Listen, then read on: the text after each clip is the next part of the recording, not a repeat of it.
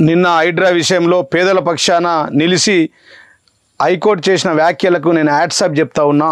గతంలో కాంగ్రెస్ అంటే ఇందిరాగాంధీ గరీబోంకు హటావో అనే నిదానం ఉండేది. ఇవాళ ఈ రాష్ట్ర ముఖ్యమంత్రి రేవంత్ రెడ్డి గారికి గరీబోంకు భగావో అనే నిదానంతో హైదరాబాద్లో ముందటికి వెళ్తూ ఉన్నాడు. కాంగ్రెస్ అంటేనే తెలుసు కాల్చడాలు కూల్చడాలు పేల్చడాలు అని చెప్పి తేలిపోయింది. కాంగ్రెస్ అంటేనే కన్స్ట్రక్షన్ కాదు డిస్ట్రక్షన్ అని తేలిపోయింది. హైడ్రా పేరు మీద ఇలా డైవర్షన్ టాక్టిక్స్ చేస్తూ ఉన్నాడు ఈ రాష్ట్ర ముఖ్యమంత్రి రేవంత్ రెడ్డి గారు అని చెప్పి తెలియజేస్తూ ఉన్నా.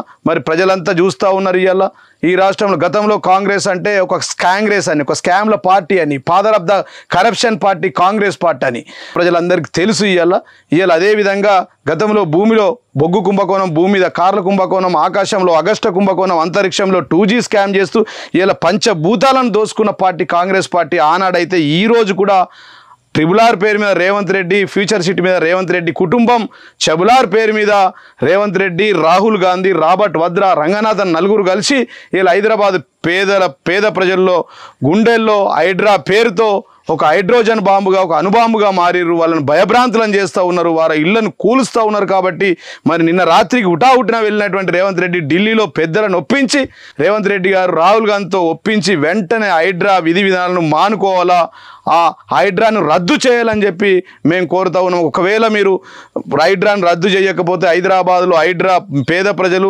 ఆర్మూర్లో రైతులు మిమ్మల్ని తరిమి కొడతారని చెప్పి తెలియజేస్తూ ఉన్నాం. గతంలో రైతులతో పెట్టుకున్న వాళ్ళు, పేదలతో పెట్టుకున్న వాళ్ళు ఎవరు నిలబడలేరు, మీ ప్రభుత్వం కూడా నిలబడదని చెప్పి ఈ సందర్భంగా తెలియజేస్తున్నాం. అతిపెద్ద కుంభకోణం ఈ దేశంలో ఏదైనా ఉందంటే మూసీ రివర్ ఫ్రంట్ 1,50,000 కోట్ల రూపాయలతో అని చెప్పి ఈ సందర్భంగా తెలియజేస్తూ ఉన్నాం.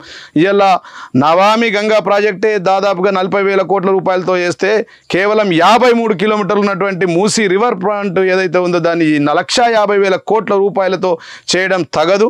ఇదే 1,50,000 కోట్లు నీకు దమ్ముంటే ఇంకా రైతులకు మిగిలిపోయినటువంటి 30,000 కోట్ల రైతు రుణమాఫీ చెయ్యు, రైతులకు 2 సార్లు ఇవ్వాల్సిన రైతు బంధు ఇవ్వు, మా మహిళ అక్క చెల్లెలకు 2,500 పింఛన్లు ఇవ్వు, నువ్వు పెంచుతున్న 4,000 పింఛన్లు ఇవ్వు, పేద ప్రజలకు మా యాదవ సోదరులకు గొర్రెలను పంచు, మా పేద ప్రజలైనటువంటి గూన్లకు బేస్తోళ్లకు చెర్లలో చేపలను వేయు, అదేవిధంగా మా అక్క చెల్లెల పెళ్ళిళ్ళు జరిగితే తులం బంగారం ఇస్తానో గా బంగారం ఇయ్యు, నువ్వు చెప్తాన్న 420 పథకాలు ఏవైతే ఉన్నాయో ఆ పథకాలను అమలు చేయి, కానీ ఈ 1,50,000 కోట్లతో మురికి మీద ప్రయాణం చేస్తా అని చెప్తే ఖచ్చితంగా అదే మూసీ నదిలోని కాంగ్రెస్ పార్టీని తొక్కి పెడతారని చెప్పి ఈ సందర్భంగా నేను తెలియజేస్తూ ఉన్నాను. రాత్రి ఢిల్లీకి వెళ్ళిండు, ఢిల్లీ పెద్దలు నొప్పించి హైడ్రాని రద్దు చేసుకొని పేద ప్రజలకు పంచాల్సినటువంటి మరి ఈ రాష్ట్ర ఆదాయం పెంచి పేద ప్రజలకు పంచాల్సినటువంటి పథకాలను పంచాలా, లేకపోతే అదే పేదలు, అదే ముసలోళ్ళు, అదే మహిళలు ఎవరైతే నీకు ఓట్లేసి గెలిపించిన వాళ్ళు వాళ్ళంతా నిన్ను తరిమి కొట్టి కాంగ్రెస్ పార్టీని 400 ఫీట్ల లోతుల పాతి పెడతారని చెప్పి సందర్భంగా తెలియజేస్తూ ఉన్నాం.